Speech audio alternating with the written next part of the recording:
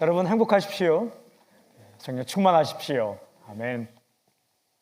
우리가 함께 읽은 본문을 잘 이해하려면 먼저 맨 앞에 있는 21절 말씀을 주의 깊게 보는 게 중요합니다. 21절을 한번 보십시오. 그리스도를 경외함으로 피차 복종하라. 아주 중요한 메시지가 나오죠. 피차 복종하라. 피차라는 것은 서로라는 말입니다. 사람이 혼자 살지 않죠? 함께 살아가죠. 서로 피차. 복종이란 상대방의 말을 듣는 것입니다. 복종, 순종은 상대방의 말을 듣는 것이죠. 그러니까 피차 복종하라는 것을 쉽게 이렇게 옮길 수 있습니다. 서로 상대방의 말을 들어라. 귀담아 듣고 마음 담아 들어라. 이 말씀이죠. 우리가 살면서 만나는 사람들의 관계에서 어떻게 서로 복종하며 살 것인가에 대한 구체적인 말씀이 오늘 읽은 21절 이후에 22절부터 6장 9절까지 잘 기록이 되어 있습니다. 두 가지 부분이 하나는 가족관계고 또 하나는 일관계입니다. 가정이라는 게 하나님이 세우신 창조 질서입니다. 그러니까 인간이 타락하기 이전에 이미 세워진 질서다라는 거예요. 질서는 두 가지가 있어요. 창조 질서가 있고 보존 질서가 있습니다. 인간이 타락하기 이전에 주신 질서가 창조 질서이고 인간이 타락한 이후에 이 타락한 인간들을 어떻게 잘 살기 위해서 세우신 질서가 보존 질서죠. 가정이란 창조 질서입니다. 또한 일 역시 타락하기 이전에 하나님께서 우리에게 주신 것입니다. 하나님의 선물입니다. 우리가 이 땅과 살아갈 때에 아름답게 살도록 주신 하나님의 선물이다라는 거예요. 그런데 이 가족 관계에서 일로 만난 사람과의 관계에서 가장 중요한 태도가 피차 복종, 즉 서로 상대방의 말을 듣는 것이다. 저는 먼저 말씀을 진행하기 전에 당신의 인생을 축복하며 선포합니다. 상대방의 말이 들릴 수 있길 저는 선포합니다. 내 소리가 너무 크면 상대방의 말이 들리지 않아요. 우리 그런 거 있죠. 나는 조용하고 옆에서 헤어 드라이어 기 들어가는 소리, 샤워하는 소리, 공사하는 소리, 위층에서 공사하는 소리가 다양하게 들려도 그 소리가 다 들립니다. 그런데 내가 지금 헤어 드라이기 가지고 머리를 왜 말리고 있으면 주변의 소리가 안 들려요. 뭐라고? 무슨 얘기 하는 거야? 그러니까 내 소리가 굉장히 강하면 다른 소리가 안 들려요. 내가 조용하면 다른 소리가 다 구분되어서 이렇게 여러 개 다 들립니다. 상대방을 사랑함으로 그의 말을 듣는 것, 이렇게 사는 게 쉽습니까? 어렵습니까? 이게 쉬운 게 아니에요. 그렇죠? 그리 쉽지 않습니다. 특히 매일 보는 사람들과의 관계에서 그의 말을 듣고 귀담아 듣고 존중하며 산다는 게 이게 그렇게 쉽지 않아요. 그렇다면 어떻게 이렇게 사는 게 가능할까? 아주 중요한 구절이 피차 복종하라 이 말씀 앞에 딱 붙어 이 말이 나옵니다. 그리스도를 경외함으로. 무슨 말씀입니까? 예수 그리스도를 경외함 안에서 이런 삶이 가능하다라는 거예요. 예수님과의 관계에서 이런 삶이 시작합니다. 예수님 믿는 사람이니까 그렇게 살 수 있다라는 겁니다. 살아야 되고 살 수 있다. 두 가지 의미로 해석할 수 있습니다. 첫째는 당신 가까이 있는 사람은 예수님께서 보내주신 사람이니까 그렇게 해야 된다라는 거예요. 사람이요 절대 우연히 만나지 않습니다. 세상을 다스리는 하나님께서 만나게 해주시는 겁니다. 그러니까 내가 만난 사람은 예수님께서 보내주신 사람입니다. 그리고 그 사람도 예수님이 사랑하시는 사람이에요. 우리가 예수님을 경외한다는 것은 예수님의 다스리심을 믿는 거예요. 한 사람 한 사람 만난다는 게 우연이 아니라 예수님께서 보내주신 것이다. 그리고 그 보내주신 사람도 예수님이 사랑하는 사람이다. 그러니까 그의 말을 좀 들어라. 두 번째는 이렇게 해석됩니다. 당신은 예수님을 따르는 사람이기 때문이다. 내가 누구인가? 예수님을 따르는 사람이니까 상대방의 말을 들어라. 왜냐하면 예수님이 그렇게 사셨거든요. 예수님은 이 땅에 오셔서 누가 이야기하더라도 그를 함부로 대하지 않고 무시하지 않고 존중하며 이야기를 들으셨습니다. 아이들의 말도 듣고 길을 가다가 아무 말 없이 낫고 싶어서 자신의 옷자락을 만드는 12년 동안 병을 앓던 혈루병 앓는 여인의 말도 듣고 길가에서 이렇게 구걸하다가 자신의 병을 낫게 해달라고 외치는 거린의 이야기도 들으셨거든요. 마음 담아 듣고 귀 담아 듣고 그렇게 하신 분이 예수님이세요. 우리가 누구입니까? 누구를 따라갑니까? 예수님 따라가지 않습니까? 그러니까 너 예수의 사람이니까 예수님처럼 살아야 되지 않겠는가? 그러니까 내가 만난 사람 이야기를 마음 담아 귀 담아 들어라, 이런 말씀입니다. 내 말만 하지 않고 상대방의 말을 듣는 것, 이 복종, 이 순종, 이게 바로 사랑입니다.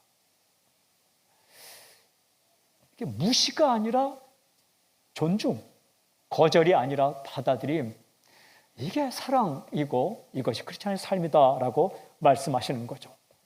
가족과의 관계에서, 함께 일하는 사람과의 관계에서 그렇게 살아가라. 5장 22절부터 6장 9절까지는 아주 구체적으로 세 가지 관계를 말씀하세요. 말씀드렸듯이 남편과 아내의 관계, 부모와 자식의 관계, 사장과 직원의 관계를 말씀하십니다. 먼저 이 세 가지 관계에 대한 말씀을 구체적으로 묵상하기 전에 공통적으로 들어있는 하나의 전제가 있습니다. 그것은 바로 이것입니다. 갑과 을의 관계가 아니라 상호 존중의 관계다라는 거예요. 그 어떤 관계도 갑과 을의 관계가 아니다. 지배자와 피지배자의 관계가 절대 아니다라는 거예요. 상호 존중의 관계이다. 모든 인간관계가 다 그렇습니다. 내가 딱 잡고 내 마음대로 머니플레이트, 조종하는 그런 관계가 아니다.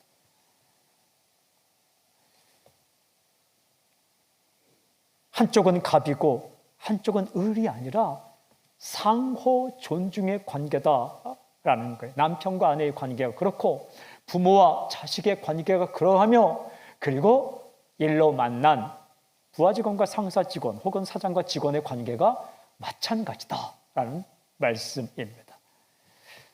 그렇기 때문에 서로 상대방의 말을 듣고 존중하며 살아야 되는 거죠. 첫 번째, 남편과 아내의 관계. 5장 21절에서 33절까지는 굉장히 중요한 남편 아내의 관계에 대한 말씀을 하십니다. 제가 중간에 끊지 않고 읽으면서 간단하게 먼저 설명을 하겠습니다. 21절 33절, 아내들이여 자기 남편에게 복종하기를 죽게 하듯 하라. 이는 남편이 아내의 머리됨이 그리스도께서 교회의 머리됨과 같음이니. 그러니까 그리스도와 교회의 관계처럼 남편과 아내의 관계가 그렇다. 그가 바로 몸의 구주시니라. 그러므로 교회가 그리스도에게 하듯 아내들도 병사에 자기 남편에게 복종할지니라. 머리와 몸의 관계다. 이게 뭐가 더 높고 낮음보다 더 중요한 의미는 때려야 뗄 수 없는 관계다라는 거예요. 머리 떼버리면 몸이 어떻게 존재합니까? 몸 떼버리면 머리 혼자 둥둥 떠서 무슨 사람입니까? 머리와 몸은 딱 붙어 있는 거예요. 하나다. 남편과 아내의 관계가 그렇다. 주님과 교회의 관계가 그렇듯이. 이런 말씀입니다. 그 다음에 남편들아 아내 사랑하기를 그리스도께서 교회를 사랑하시고 그 교회를 위해 자신을 주심같이 하라. 자신을 주었다. 이는 곧 물로 씻어 말씀으로 깨끗하게 하사 거룩하게 하시고 자기 앞에 영광스러운 교회로 세우사 티나 주름 잡힌 것이나 이런 것들이 없이 거룩하고 흠이 없게 하려 하심이라. 주님은 교회에 다 주셨는데, 주님은 성도에게 다 주셨는데 다 깨끗하게 씻어도 주시고 영광스럽게 만들어도 주시고 주름도 다 펴주시고 다 주었다. 이와 같이 남편들도 자기 아내 사랑하기를 자기 자신과 같이 할지니 자기 아내를 사랑하는 자는 자기를 사랑하는 것이라. 이와 같이라는 것은 주님이 교회에게 성도에게 다 다 준 것처럼 남편은 아내에게 다 주어라. 다 주어라. 아내를 사랑하는 자는 자기를 사랑하는 것이다. 누구든지 언제나 자기 육체를 미워하지 않고 오직 양육하여 보호하기를 그리스도께서 교회에게 함과 같이 하나니 우리는 그 몸의 지체임이라. 그러므로 사람이 부모를 떠나 그의 아내와 합하여 그 둘이 한 육체가 될지니 이 비밀이 크도다. 나는 그리스도와 교회에 대해 말하노라. 그러나 너희도 각각 자기의 아내 사랑하기를 자신같이 하고 아내도 자기 남편을 존경하라. 남편과 아내의 관계를 아주 중요한 용어로 말씀하십니다. 31절에는 이 말씀입니다. 둘이 한 육체, 이렇게 말씀합니다. 둘이 한 육체. 둘이면서 하나다. 기가 막힌 관계. 둘이면서 하나다. 둘이면 둘이고 하나면 하나지 어찌 둘이면서 하나일 수 있겠느냐. 이게 삼위일체 하나님의 관계와 똑 닮았습니다. 하나님은 셋이면서 하나입니다. 이게 비밀이에요. 먼저 이 둘이면서 하나다라는 이 기가 막힌 관계에서 중요한 것은 먼저 둘이라는 게 둘. 여기서부터 시작합니다. 이거 모르면 안 됩니다. 그렇습니다. 둘입니다. 둘이기 때문에 서로 다릅니다. 달라도 한참 다릅니다. 물론 비슷한 점이 있겠죠. 찾아보면 손가락 마디가 닮았다, 먹는 모습이 닮았다 하지만 다른 점이 더 많습니다. 음식을 먹는 식성이 다릅니다. 식빵을 먹어도 끄트머리 좋아하는 사람이 있고 가운데 부드러운 좋아하는 그 부분 좋아하는 사람이 있습니다. 치킨을 먹어도 양념 좋아하는 사람, 프라이드 좋아하는 사람, 밥을 먹어도 진밥 좋아하는 사람, 된밥 좋아하는 사람, 김치를 먹어도 방금한 겉절이 좋아하는 사람, 아주 오래된 신김치 좋아하는 사람. 참고로 저는 신김치를 더 좋아합니다. 식성만 다릅니까? 살아온 배경이 다르죠. 사고방식이 다릅니다. 성격도 다릅니다. 마음을 표현하는 방법도 다릅니다.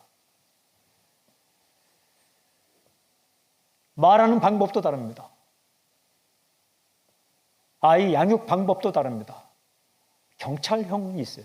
늘 지키는 아이 양육 방법. 방목형이 있습니다. 풀어놓아 키우는 거. 약속 시간에 갈 때에도 미리 갈 것인가, 딱 맞춰서 갈 것인가에 대한 태도가 다릅니다.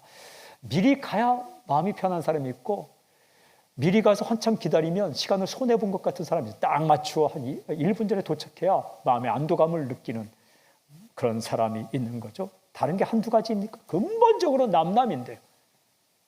둘이라는 게 둘. 근본적으로 남남이에요. 남남. 여기서부터 시작하는 거예요. 그렇지만 하나다라는 거예요. 한 육체라는 것은 한 몸이다. 이게 비밀이다. 이것이 신비이다.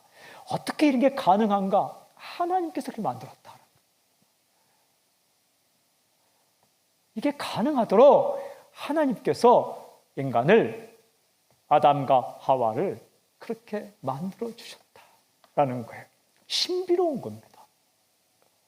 둘인데 하나가 되어서 살아가는 이것이 신비로운 겁니다. 예수님과 나와의 관계가 그렇고 하나님, 예수님, 성령님과의 관계가 그러하며 남편과 아내의 관계가 그렇고 나와 너와의 관계가 그럽니다. 예수님 안에 있으면 그런 관계가 된다. 굉장히 신비로운 거예요. 그렇다면 그렇게 다른 둘이 하나로 살아갈 때 가장 중요한 태도가 무엇인가? 그게 바로 사랑이라는 거예요. 근데 사랑이 남편과 아내 사이에 어떻게, 이 사랑의 핵심이 뭐냐? 피차 복종, 즉 상대방의 말을 들어주는 것, 이거라는 거예요. 이렇게 표현하고 있어요. 남편이 아내에게는 자신을 주심같이 하라. 25절. 아내가 남편에게는 존경하라. 33절. 이게 똑같은 사랑이고 똑같은 피차 복종, 상대방의 말을 듣는 거지만 남편이 아내에게, 아내가 남편에게는 굉장히 다른 각도에서 이렇게 표현하고 있습니다. 먼저 남편은 아내에게 뭐든지 다 줄 생각으로, 다 들어줄 생각으로 그렇게 사랑하라. 다 줄 생각으로. 내 재산과 내 시간과 내 마음과 다 줄 생각으로 그렇게 상대방의 말을 들어라 라는 거예요. 예수님께서 교회를 그렇게 사랑하셨다는 거예요. 예수님은 성도에게 다 주셨잖아요. 나오잖아요.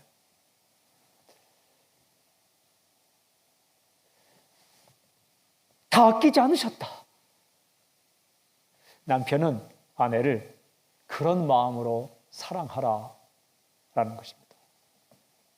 뭘 해주고 내가 해줬다 생색내서도 안 되고 아까워해서도 안 될 것이며, 여러분 그걸 가지고 끝까지 채무관계처럼 해서도 안 된다라는 거예요. 주님은 우리에게 모든 걸 주시고 나서 그래서 생색내지 않지 않습니까? 그런 마음으로, 왜 성경에 나오죠? 아내를 사랑하는 자는 자기를 사랑하는 것이다. 자기라는 거예요. 자기. 내 앞에 있는 또 하나의 나라는 겁니다. 그런 마음으로 사랑하라. 아내는 남편을 존경하라. 존경이라는 것은 상대방의 존재를 인정하는 겁니다. 상대방의 실력을 인정하는 건 너머로 상대방의 존재 자체를 인정하는 게 존경입니다. 인간은 다 부족하죠. 누가 완전합니까? 존경할 만해야 존경하지라고 말할 수 있지만, 당신이 당신의 남편을 존경해야 될 이유 첫 번째는 하나님께서 당신의 남편을 당신에게 보내주었기 때문이라는 거예요.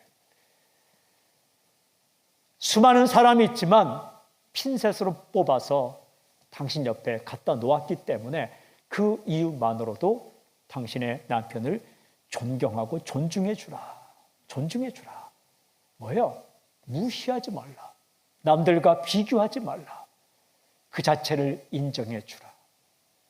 시간이 흐를수록 연약해지더라도, 세월이 흐를수록 그의 어떤 그냥 상품으로 말하면 그런 가치 자체가 이렇게 비교가 될지라도, 그러나 그 존재 자체를 인정해 주라. 존중하라. 그렇게 말씀하셔요. 그러니까 서로 상대방이 바라고 원하는 그 마음과 말을 좀 귀담아 듣고 마음 담아 듣고 서로에게 해줄 때에 남편은 아내에게 다 주고 따지지 않고 생색내지 않고 그런 마음으로 사랑하고, 아내는 남편을 대할 때 그 자체를 존중하라. 무시하지 말고 함부로 대하지 말고, 그리고 남들과 비교하지 말고 그렇게 존중하라. 두 번째, 부모와 자녀의 관계인데요. 6장 1절에서 4절 제가 읽겠습니다. 자녀들아, 주 안에서 너희 부모에게 순종하라. 이것이 옳으니라. 네 아버지와 어머니를 공경하라. 이것은 약속이 있는 첫 계명이니 이로써 내가 잘되고 땅에서 장수하리라. 또 아비들아, 너희 자녀를 노엽게 하지 말고 오직 주의 교훈과 훈계로 양육하라. 부모 자식 관계, 참 이게 신비로운 겁니다. 피차 복종, 서로 상대방의 말을 듣는 것이 이렇게 구체적으로 표현되어 있어요. 자녀가 부모에게는 순종하라. 말 좀 들어라. 1절. 공경하라. 2절.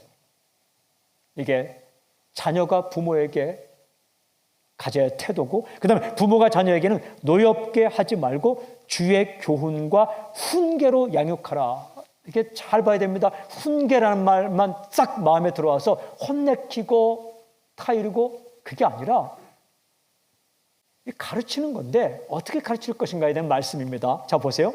자녀는 부모에게 순종하라. 휘파쿠에테라는 것은 그냥 순종이에요. 예수님이 하나님께 순종했다. 똑같은 단어입니다. 말 듣는 거예요.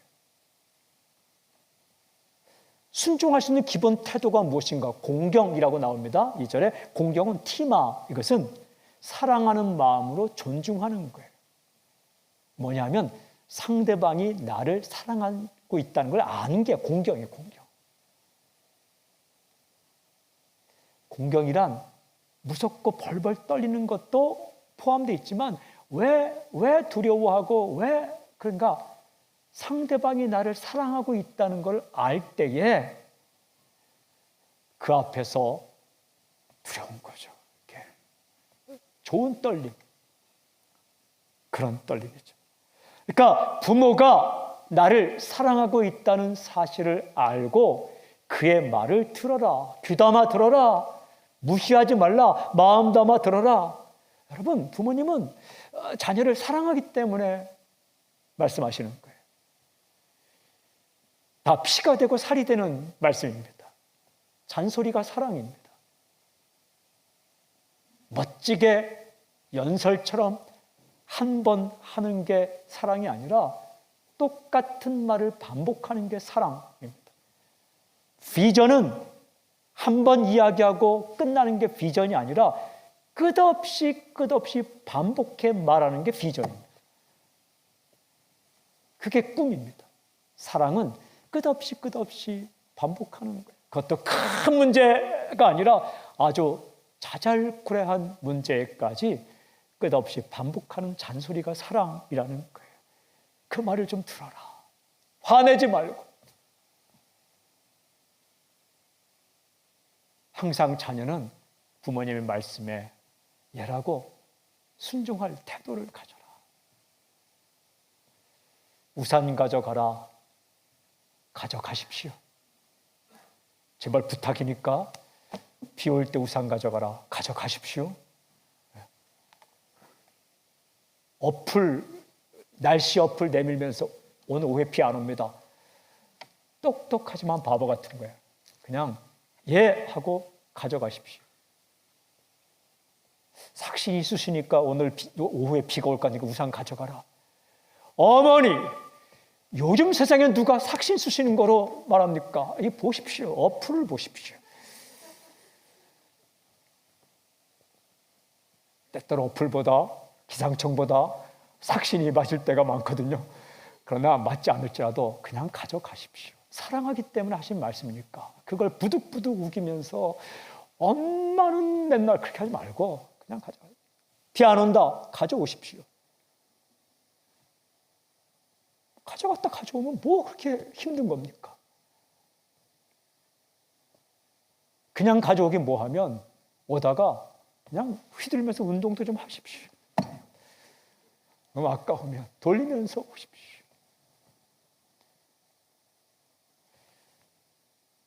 여러분, 부모 입장에서 자녀가 부모님의 말을 좀 귀담아 듣고 마음 담아 듣는다는 건 얼마나 기쁨입니까? 그게 사람 살아가는 기쁨 아니겠어요?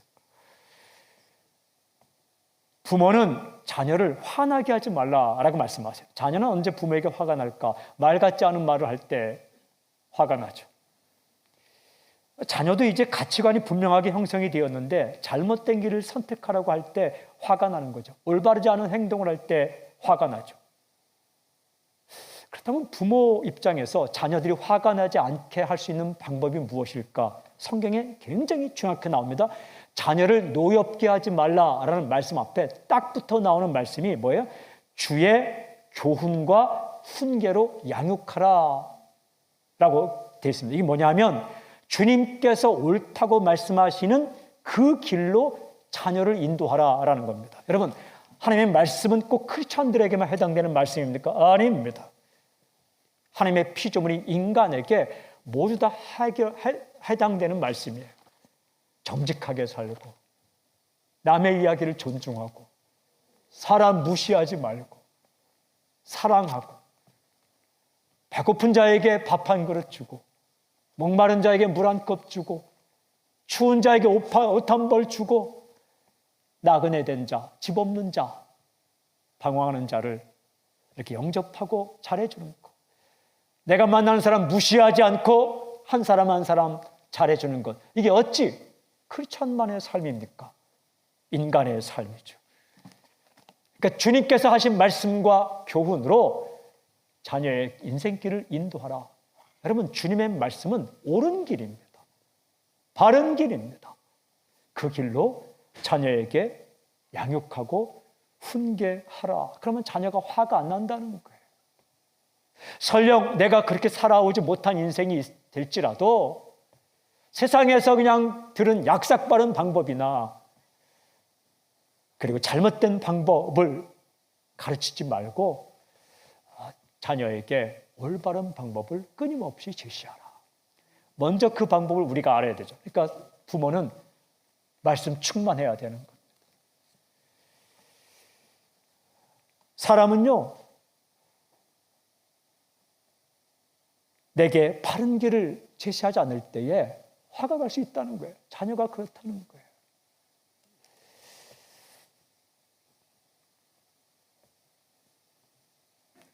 부모는 자녀에게 보기에 바르게 살고 바른 길을 가르치고 자녀는 부모의 말씀을 존중하는 이런 관계가 회복될 때 이게 살아가는 행복을 느끼게 된다는 겁니다. 쉽지 않은 겁니다. 이 사탄, 영적인 대적이 가정을 해체하려고 해요. 그게 영적 전쟁이라는 거예요. 그러니까 정신 바짝 차리고 피해가지 말고 핑계대지 말고 이게 안 된다는 이야기를 먼저 하려고 이게 예외 조건이나 핑계 조건을 먼저 대려고 하지 말고 이 말씀 앞에 부담감을 가지고 딱 서서 이 말씀대로 하려고 애쓰고 힘쓸 때에 여러분 우리 영성이 깊어질 수 있는 거죠. 저는 먼저 선포하고 축복합니다. 우리의 가정 가운데 이 아름다운 부모 자녀의 관계가 회복되는 놀라운 사건이 있길 저는 선포합니다. 선포합니다. 세 번째, 사장과 직원이에요. 6장 5절부터 9절까지 보면 이 말씀이 있어요. 제가 읽겠습니다. 종들아, 두려워하고 떨며 성실한 마음으로 육체의 상전에게 순종하기를. 종, 상전 나오는데 제가 그 표현을 사장, 직원으로 좀 옮겼습니다. 그리스도께 하듯하라. 눈가림만 하여 사람을 기쁘게 하는 자처럼 하지 말고 그리스도의 종들처럼 마음으로 하나님의 뜻을 행하고 기쁜 마음으로 섬기기를 주께 하듯 하고 사람들에게 하듯 하지 말라. 이는 각 사람이 무슨 선을 행하든지 종이나 자유인이나 주께로부터 그대로 받을 줄을 알미라. 상전들아, 너희도 그들에게 이와 같이 하고 위협을 그치라. 이는 그들과 너희의 상전이 하늘에 계시고 그에게는 사람을 외모로 취하는 일이 없는 줄 너희가 알미라. 서로를 대할 때에 사장과 직원 혹은 상사 직원과 부하 직원이 서로를 대할 때 공통적인 태도가 있어요. 7절에 보면 이렇게 나옵니다. 직원이 사장에게는 기쁜 마음으로 섬기기를 주께 하듯 하고 사람들에게 하듯 하지 말라. 그러니까 직원으로서 사장을 만날 때 기쁜 마음으로 대하라. 마음에 안 드는 부분이 있겠지만 여러분 나에게 일할 기회를 주었잖아요. 기쁜 마음으로, 고마운 마음으로 대하라. 일이라는 게 선물입니다. 내가 일할 수 있는 기회 제공했으니까 기쁜 마음으로 대하라.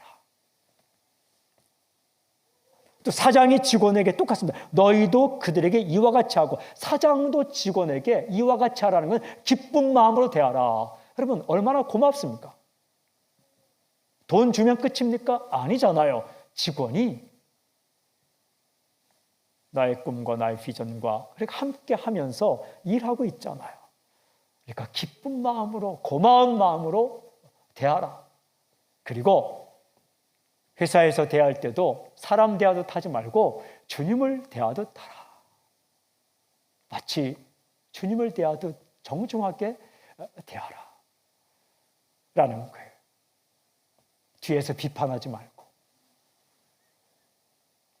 존경하며 고마운 마음으로 대하라. 이 음식점 가게를 운영하면 사장과 종업원이 있죠. 종업원은 그래도 일할 기회를 준 사장에게 고마운 마음으로, 기쁜 마음으로 대하라. 사장도 직원들을 대할 때에 기쁜 마음으로 대하라 라는 거예요.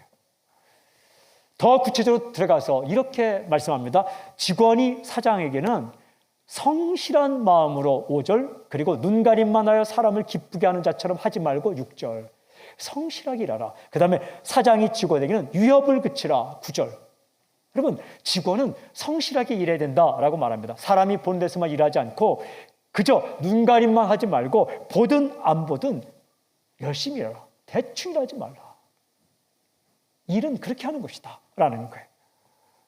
그리스도의 영성 가운데, 크리스천의 영성 가운데 절대 무너져서는 안 되는 영성의 큰 기둥이 바로 성실성입니다.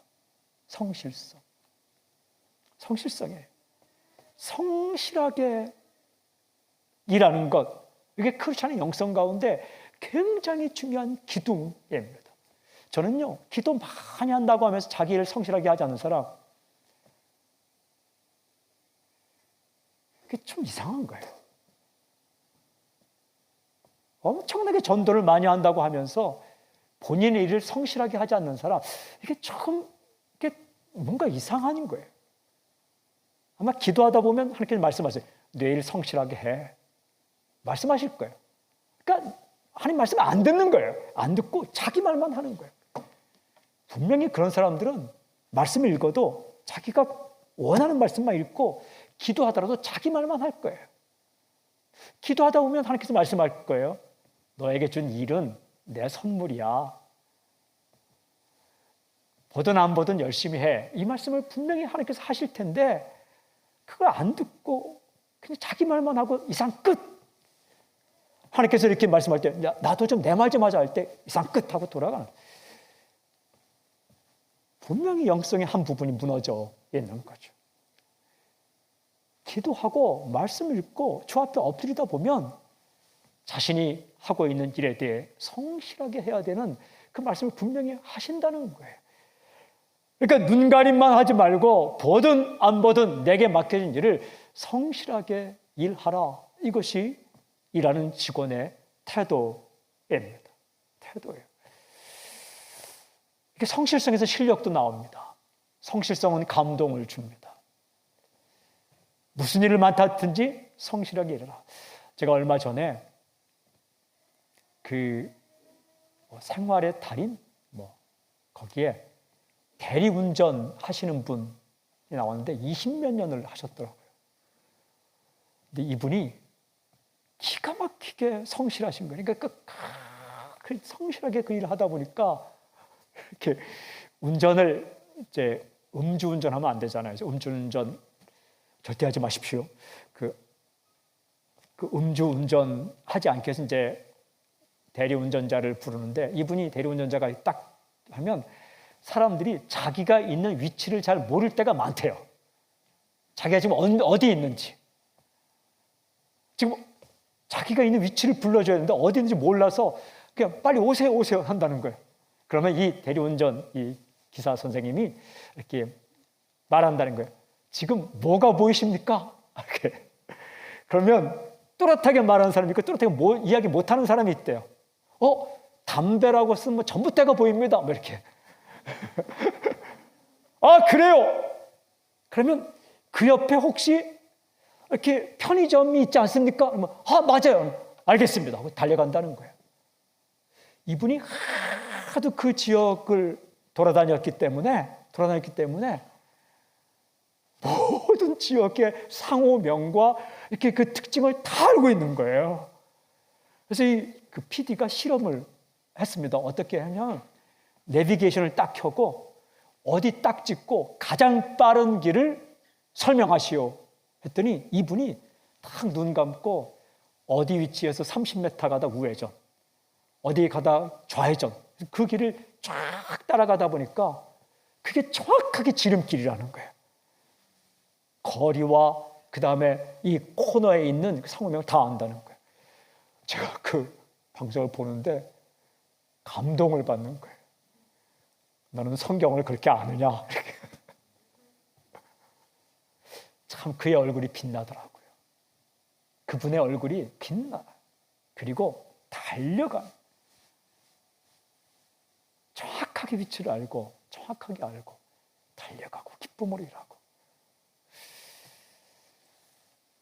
이게 감동이 있지 않습니까? 그리고 사장은 직원에게 어떻게 위협하지 말라. 아펠렌이라는 것은 윽박지르고 큰 소리치며 공갈 협박하지 말라. 예전 번역은 공갈하지 말라 이렇게 번역하고 있어요.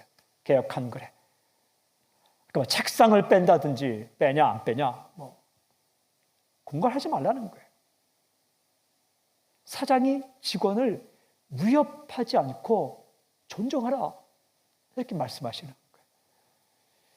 제가 이 말씀을 쭉 읽는데 굉장히 중요한 한 가지 사실을 알게 되었습니다. 오늘 이 말씀 끝부분에, 마지막 부분에 아주 중요한 한 가지 말씀을 주의 깊게 읽고 묵상하게 되면서 굉장히 중요한 한 구절을 찾게 되었어요. 우리가 직원으로 있든 사장으로 있든 어떤 위치에 있든 최선을 다해서 성실하게 상대방을 존중하며 일해야 되는 이유가 이 부분에 있더라. 구절 끝부분에 이 구절이에 그에게는 사람을 외모로 취하는 일이 없는 줄 너희가 알미라. 그는 하나님이에요. 외모란 사람의 생김새만 가리키는 게 아니라 인간이 가지고 있는 조건을 외모라고 번역했어요. 그러니까 뭐예요? 타이틀. 내가 사장이냐, 상무냐, 부장이냐, 전무냐, 대리냐, 직원이냐, 이런 타이틀. 이게 외모라 다 들어가는 거예요. 그리고 내가 가지고 있는 것이 얼마만큼이냐, 이게 다 외모. 그러니까 인간의 상대적인 조건이 외모예요. 하나님은 그것 보고 사람을 평가하지 않는다, 이렇게 써 있는 거예요. 그러니까 정확하게 말씀을 연결시키면 사장의 위치에 있느냐, 직원의 위치에 있는가에 따라서 하나님께서 귀하게 여기시고 천하게 여기신 게 아니다. 하나님께서 당신을 보실 때에 어떤 위치에 있었는가 보다 중요한 게 뭐라고요? 어떤 태도로 살았는가가 중요하다라는 거예요. 굉장히 중요한 말씀이에요. 사장의 위치에 있으면서 많은 것을 가지고 있으면서 위협하고 공갈 협박하고 직원들을 대할 때 정말 무시하며 대한 사람이 있다면 크리스찬이 아니라는 거예요. 크리스찬이긴 하지만 어울리지 않는다는 거예요. 마찬가지로 직원의 위치에 있으면서 사장을 깔보고 그리고 늘 불평하며 성실하지 않으며 그냥 대충 그 일하는 사람, 이게 어울리지 않는다는 거예요. 우리가 하나님 앞에 설 때, 지금도 하나님 앞에 서 있을 때에 내가 어떤 타이틀을 가졌는가, 그거는 퍼스트 위치에 있는 게 아니라는 거예요. 하나님이 그걸 보시고 너 귀하다, 너 아름답다, 고맙다 하시지 않는다는 거예요. 그건 그냥 하나님께서 우리에게 주신 선물 같은 하나의 위치일 뿐이에요. 얼마나 많은 것을 가지고 살았는가, 그것도 하나님께서 보시는 첫 번째가 아니라는 겁니다. 무엇을 보시는가? 태도를 보신다는 거예요. 그 일과 그 위치와 그것을 맡겨주신 하나님께 감사하면서 내게 보내주신 사람, 선물인 그 사람 앞에서 기쁜 마음으로 주님을 대하듯 하고 내가 맡은 일을 어떤 일이든지 성실하게 하고 부모의 위치에 있든 자녀의 위치에 있든 남편의 위치에 있든 아내의 위치에 있든 그리고 사장의 위치에 있든 직원의 위치에 있든 상대방의 말을 존중하고 들으면서 그렇게 살아가는, 그게 하나님을 기쁘시게 하는 것이고 그것이 영적인 삶이다라는 겁니다. 이 기가 막힌 영적 비밀을 부모님이 알아야 자녀가 직업 선택이나 위치 선정이나 길을 갈 때에 올바른 길로 인도할 수 있는 거예요. 여러분, 우리는 함께 살아갑니다. 가족으로 만나고 일로 만나서 그렇게 살아갑니다. 당신과 잘 맞지 않는 부분이 있죠. 맞지 않는 부분이 있어요. 남남인데요. 나도 내가 마음에 안 들 때가 있는데 어찌 남이 내 마음에 다 들겠습니까? 그런데 하나님은 우리에게 말씀하십니다. 피차 복종하라. 서로 상대방의 말을 들어주어라. 당신에게 선물로 보내주신 그 사람의 마음을 귀담아 듣고 마음 담아 듣는 영성이 회복될 수 있길 바랍니다. 여러분, 다른 사람들의 이 말을 귀담아 듣고 마음 담아 들을 때에 거기에 실은 돈도 따라오는 거예요. 그게 사업 아이템이 되면 사람들이 그걸 좋아하는 거예요. 그게 디자인이 되면 그걸 사람들이 좋아하는 거예요. 그게 교육 콘텐츠가 되면 그게 사람들이 좋아하는 거예요. 그러니까 그 대가는 따라오는 거예요. 거기 존경도 따라오는 거예요. 거기 아름다운 스토리도 따라오는 거예요.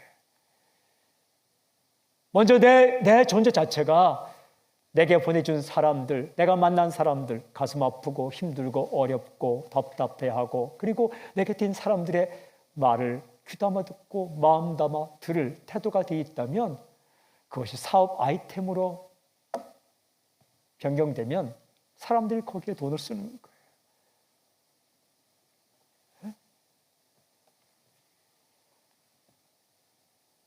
상대방을 존중하십시오. 우리 그렇게 살기를 하나님이 원하시는 거예요.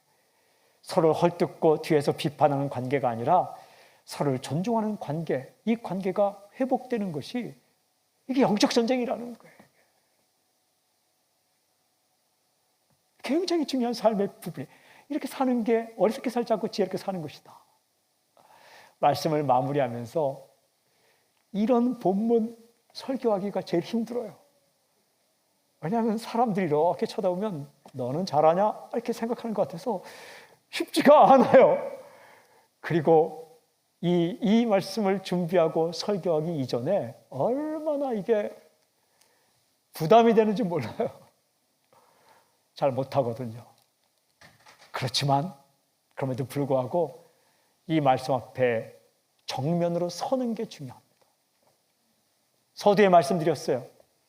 악기를 배울 때나 혹은 기술을 배울 때나 운동을 배울 때 어렵다고 피해가는 법부터 배우면 절대 잘 배울 수가 없어요. 말씀도 순종하기 힘들다고 핑계대는 법부터 배우면 우리 영성의 진도가 나가죠. 어떻게든 끌어안고 부모님의 말씀을 순종하겠다라는 마음으로 시도해야 여러분 우리 영성이 깊어지는 거예요. 부모님이 엉뚱한 얘기할 때는 어떻게 합니까? 이 질문부터 하기 시작하면 이게 피해가는 법부터 배웁니다. 존경할 만해야 존경하죠 라는 질문부터 하기 시작하면 이게 피해가는 법부터 배우는 거예요.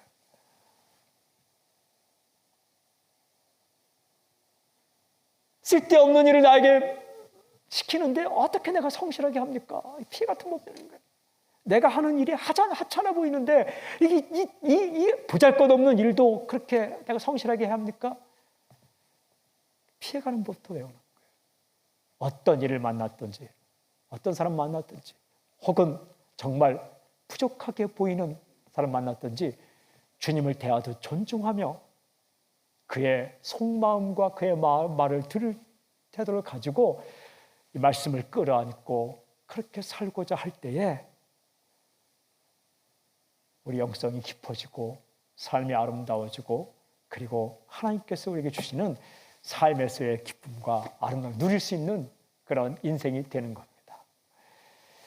사랑하는 성도 여러분, 저는 오늘 우리가 말씀 앞에 서 있는데 상대방의 말을 들을 수 있는 그런 영성이, 그 스펀지와 같은 영성이 당신 안에 회복될 수 있길 주의 이름으로 선포합니다. 할렐루야! 그렇게 향하실 주님을 찬양합니다. 아멘. 우리 오늘